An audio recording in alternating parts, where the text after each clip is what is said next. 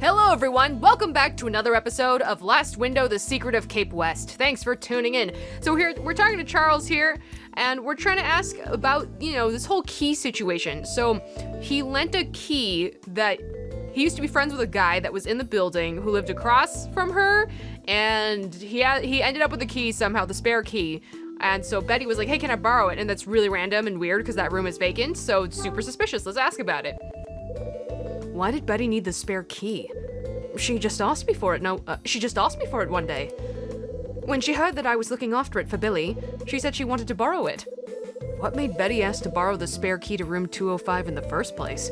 I think that was because her boyfriend had asked to borrow it. Rex? Is that room next door to Marie's? It is, right? Her boyfriend. That's even more suspicious. Like, Charles, you should have been kind of more cautious about that. If my flatmate or apartment mate asked to, their boyfriend, who doesn't even live here, asked to borrow the key to a vacant room, I can only think that they are arranging, drug deals, or, I don't know. I was on my way to return the key to Mrs. Patrice, but she wasn't home. While I was in the lobby, Betty and her boyfriend turned up. That was when I told them that I was looking after the key. Then Betty's boyfriend said something to her and asked to borrow the key. Why the hell would he want to see the room? That's a question I can't answer, I'm afraid. He just stared at me while she asked. And I got the impression he's not someone I'd want to refuse. So he felt intimidated. That's why he gave in. Okay. So that's how it happened, and why I went to Betty's room to get the key just now. Was that enough? Did I answer all of your questions? Get off my back. Hey, Charles. Yes? Would you lend me the spare key, too? Charles, fight me a little bit. Fight me at least a little bit. Come on. You can't just be handing the key to everybody who asks, okay? Just fight me. Okay? Lend it to you? Why? Well, we're all going to be leaving here soon. I thought I'd like to take one last look around. It'd be nice to see what room 205's like. I really have to get it back to Mrs. Patrice, though. I'll make sure you have it back in no time. What do you say? Okay, Mr. Hyde, why not? But I expect it back as soon as you're finished looking at the room, okay? Don't sweat it. It'll be back before you know it. All we do is piss this kid off. This poor kid, he doesn't deserve anything we do to him. He's just trying to live his life, man. We just keep pissing him off. I received the spare key to room 205. I'm going back to my room now. Go take a break. Go take a rest, kid. Charles finishes speaking and heads off. I feel bad for him. All right, well, 205, here we go. Wait a minute, hold on. Let me look at the layout really quick. So this is 205. This is Marie's room. This is also vacant. 205. Okay. So they're not attached or anything. And then this is Betty's room. Strange. Why would you want to come in here? Other than to conduct illicit dealings. Spare key. Use it on the doorknob. There we go. Ka-chack. I used the spare key and unlocked the door to room 205. It's probably just very normal looking. Oh, vacant. What's that in the corner? Butcher knives? I don't know what those are. So Rex and Betty came in here, did they? Butcher knives. What else could those be? Bottles? They were drinking in here. They can just drink in their own room. What are they going to be in? Well, because Rex brought some of his boys over, drinking with the boys. Crack open a cold one with the boys. I don't know. How strange. Oh, it's still playing the cheery music, so nothing scary is going to happen in here, right? Right, guys? Right, y'all? Some bottles have been left lying on the floor. You're not going to say more about the littering, the heinous littering that's happening? The varnish on this cabinet has rubbed off in places. There's dust on it everywhere, except the top. It must have been dusted for a reason. Did someone come in here? And if so, what for? To do drugs off the top of the table. That's why they dusted that part off. There are drawers on this side of the cabinet. Oh, we're gonna find something here, are we? Ooh! There are some sheets of paper inside the drawer. Are they empty? Why are we zooming? We probably need sheets of blank paper at some point for some reason, right? Huh? Why is that viewable? That's interesting. This is definitely going to come in play somehow. How that is, I have no idea yet, but I'm sure we'll figure it out when the occasion arises. Okay, something's in here, for sure. For sure. Top shelf? Like that, what's that? What's that? There appears to be something on a shelf in the closet. Drug money. Typewriter! It's the typewriter. Well, then it has to be Rex. Right? Or he stored it. Wait. So what's going on here? I'm so if it's Rex, then why is he acting all roundabout? Just because, like, if the request came directly from him, he knows we wouldn't do it because he's like a guy that really rubs us the wrong way, right? So he's doing this like roundabout way to be sneaky and convince us to do it. I don't know. That's strange. There's a typewriter on the shelf in the closet. What's a typewriter doing here? Hang on. A typewriter. The order sheets I got were all done using a typewriter. Could this be the one they were typed on? I take the typewriter out of the closet and place it onto the tabletop. And that's why the tabletop's dusted, because that's where they've been using it. What's going on here? We're gonna get a sheet of paper. This is what the paper is for. Oh my God, it's all coming together. All right, there's some sheets of paper, so we got some. Just what I was looking for. I take the sheets of paper. I mean, it has to be Rex then, because...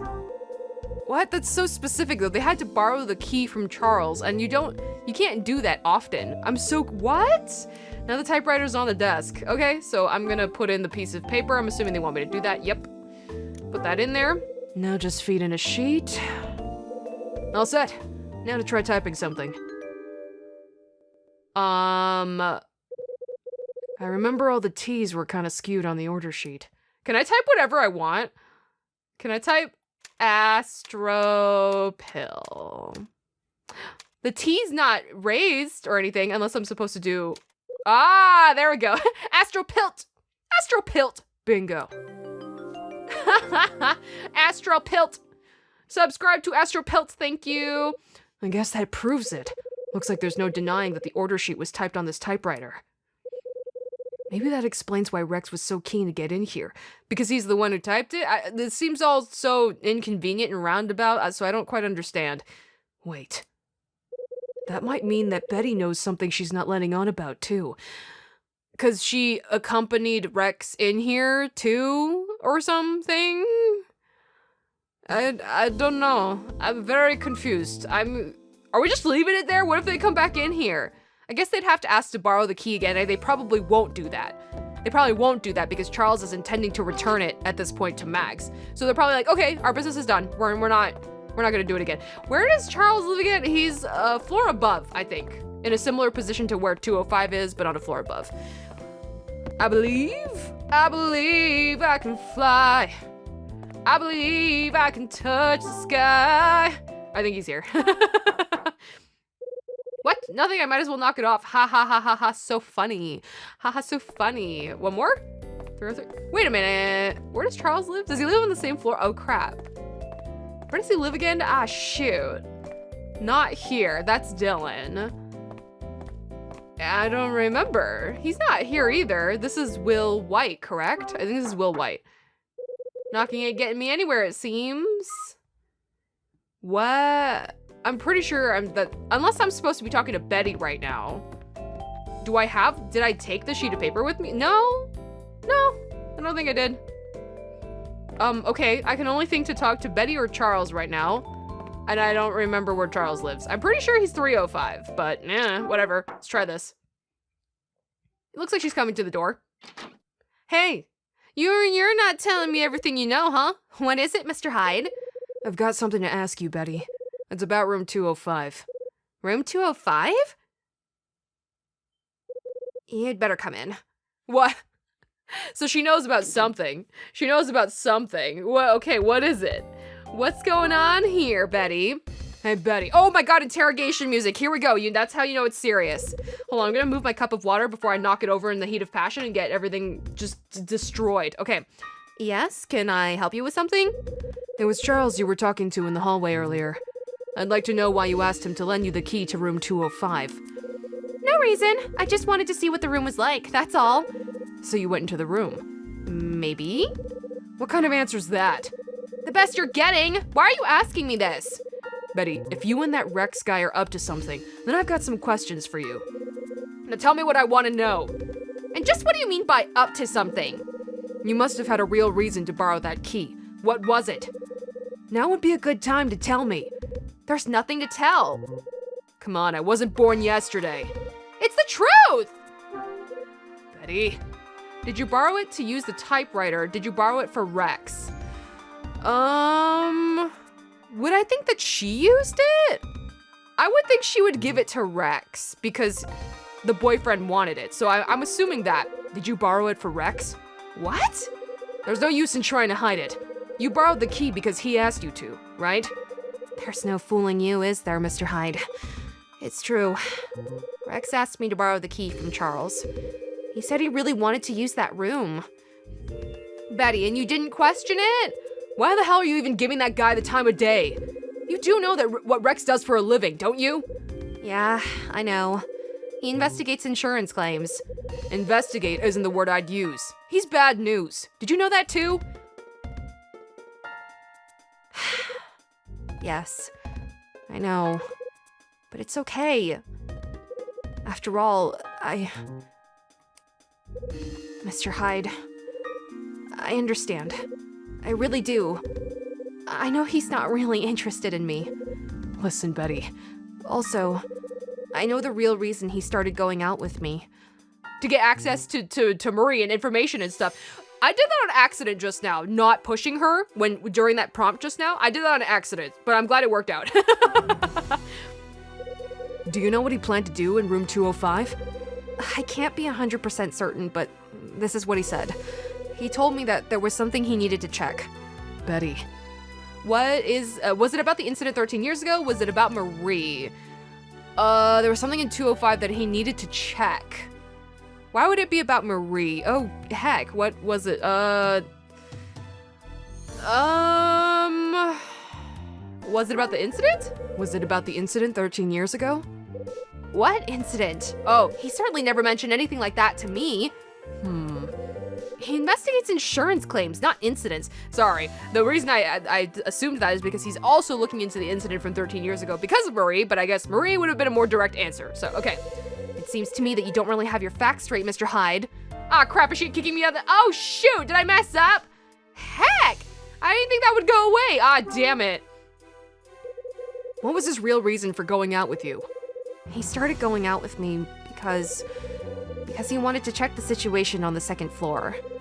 Betty, what interested him? Was it the decor? Was it obviously the tenants? Was it the tenants? Yes, that's right.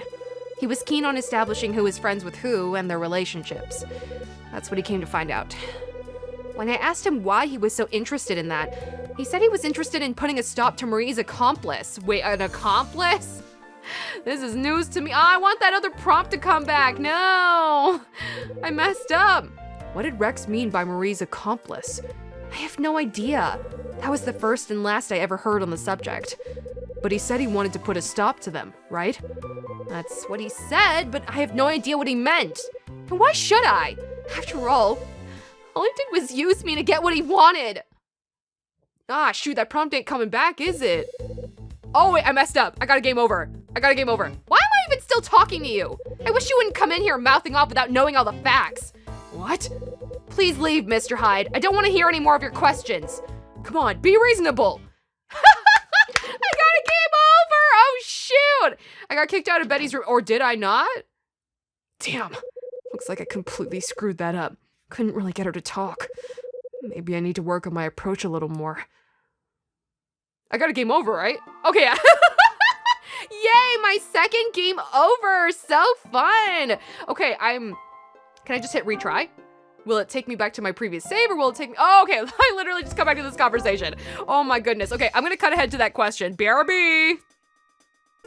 Okay, I'm back. I asked the other questions already, so we just have this one left. Do you know what he planned to do? I can't be 100% certain. This is what he said. There's something he needed to check. Betty, was it about Marie? There we go. Okay, here we go. Was it about Marie? Yes, I think it was. So he's still looking into her then. How should I know? I don't know whether he's still interested in her or not. I don't know anything. I don't speak anymore. Betty, like I said, he seemed to be interested in Marie. I noticed it a while back. But after he got what he wanted, he stopped coming here. Aw, Betty. Why? Why did you get involved with him? Betty, he's so cruel. Oh, What an asshole. So he said he got what he wanted. Not in so many words, but I'm sure he did. He kept asking me all these questions about the people that live here. Then, after he'd seen room 205 and taken a look around, he didn't contact me anymore. I didn't even have a number I could use to call him. Aw, Betty. What an asshole. He really is just doing all he can to just get the information he wants and get out, huh? But she saw it, though. She knew it because he was being quite straightforward with the fact that he just wanted information, but maybe she just really craved a relationship, you know? I don't know. It's so sad! It's just like you said, Mr. Hyde. I did borrow the key from Charles just so Rex could get inside the room. But I just passed it on to him. I never went inside the room myself.